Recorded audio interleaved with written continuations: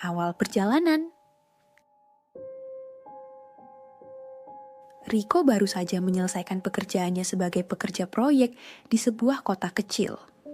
Setelah beberapa hari bekerja hingga larut malam, ia memutuskan untuk pulang ke kampung halamannya. Malam itu, hanya ada satu bus yang tersedia menuju desanya. Bus malam yang dikenal sebagai Bus Malam 13.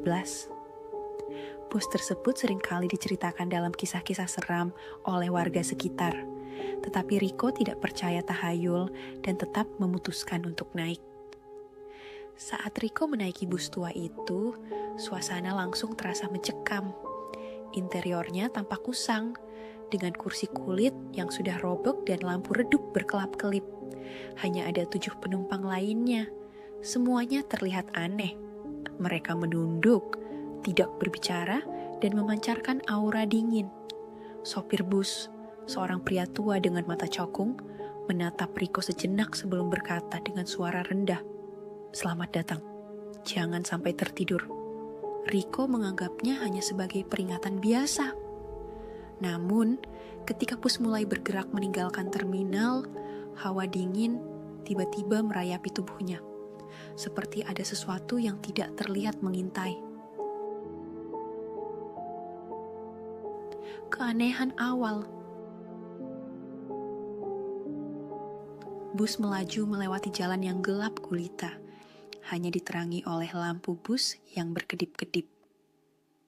Riko duduk di bagian tengah, berusaha untuk tidak memikirkan suasana aneh di sekitarnya. Ia mencoba mengalihkan perhatian dengan memainkan ponselnya, tetapi tidak ada sinyal. Setelah beberapa menit, ia mulai memperhatikan penumpang di sekitarnya. Seorang pria dengan jas lusuh duduk di depan, terus-menerus menggerak-gerakkan kepala seperti berbicara sendiri. Seorang wanita tua di sebelahnya memeluk tas kecil dengan erat, matanya menatap kosong ke depan. Riko merasa ada yang janggal, tetapi tidak ingin menimbulkan keributan. Hanya saja, semakin jauh bus melaju, semakin aneh suasana yang dirasakan Riko. Udara terasa lebih dingin, bau anyir seperti darah tercium samar, dan suara bisikan-bisikan kecil mulai terdengar di telinganya. Ia menoleh ke arah belakang, tetapi tidak melihat apapun. Lorong bus tampak memanjang tak berujung, padahal sebelumnya jelas terlihat batas belakang bus. Ketika bus melintasi sebuah jembatan tua, suara-suara itu semakin keras. "Turunlah, turunnya sekarang, sebelum terlambat." Riko mencoba mengabaikan, tetapi suara itu semakin nyata, seperti berbisik langsung di telinganya.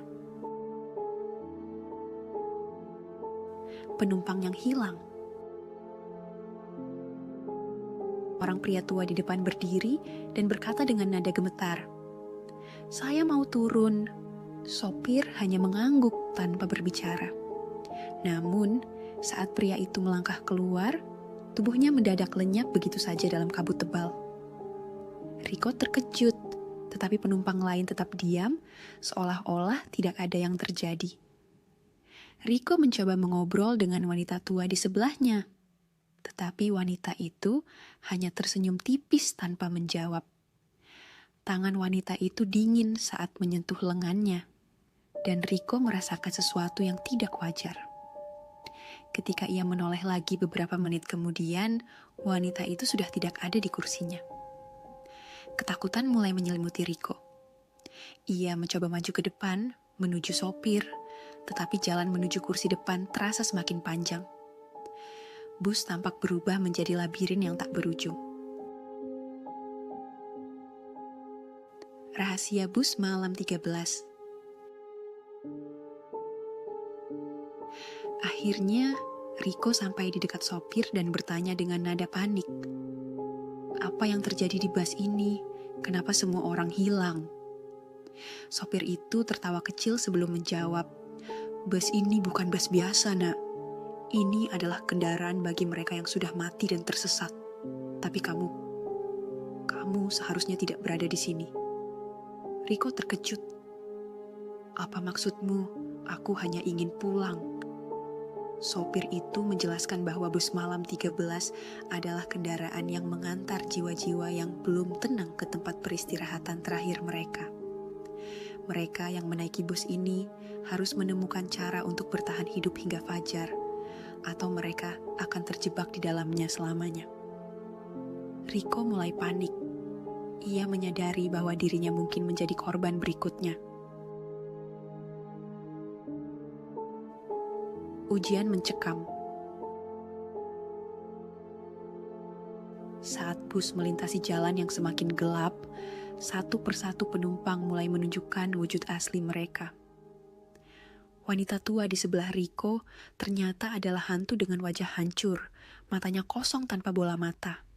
Seorang pria di belakangnya berubah menjadi sosok bayangan hitam dengan suara desis menyeramkan.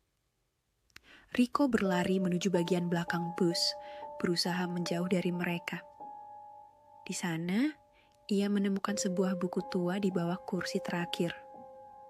Buku itu berisi catatan tentang bus ini, termasuk cara menghentikan kutukan. Temukan lonceng perak yang tersembunyi di bus dan bunyikan 3 kali sebelum matahari terbit. Namun, perjalanan menuju lonceng tidaklah mudah. Bus berubah menjadi arena penuh teror. Dinding-dinding bus mulai mengelupas, menunjukkan tangan-tangan yang mencoba meraih Rico. Suara jeritan dan tawa histeris menggema di sekelilingnya. Lonceng perak dan fajar. Dengan keberanian yang tersisa, Rico menemukan lonceng perak di balik kursi sopir. Saat ia mencoba membunyikannya, para penumpang hantu mulai mendekat, berusaha menghentikannya. Dalam situasi penuh ketegangan, Rico berhasil membunyikan lonceng itu 3 kali. Cahaya terang tiba-tiba menyelimuti bus, membuat semua hantu menjerit dan menghilang. Bus berhenti mendadak dan pintu terbuka. Rico melangkah keluar, menemukan dirinya di tepi jalan menuju desanya. Bus itu melaju pergi, menghilang ke dalam kabut tanpa jejak. Namun, ketika Rico melihat jam tangannya, waktu masih menunjukkan pukul 00.00, tepat saat ia naik bus. Ia merasa ada yang aneh, tetapi memutuskan untuk berjalan pulang. Setibanya di rumah, Rico menceritakan pengalaman itu kepada keluarganya. Namun, ketika ia memeriksa berita lokal, ia menemukan fakta mengejutkan. Bus malam 13 sudah dihentikan operasinya 10 tahun lalu setelah mengalami kecelakaan yang menewaskan semua penumpangnya. Rico hanya bisa terdiam, menyadari bahwa ia baru saja lolos dari maut. Namun, saat malam tiba, ia mendengar suara lonceng kecil dari luar jendelanya. Jika kalian suka dengan video ini, jangan lupa subscribe dan aktifkan lonceng notifikasinya, dan jangan lewatkan video terbaru dari channel ini.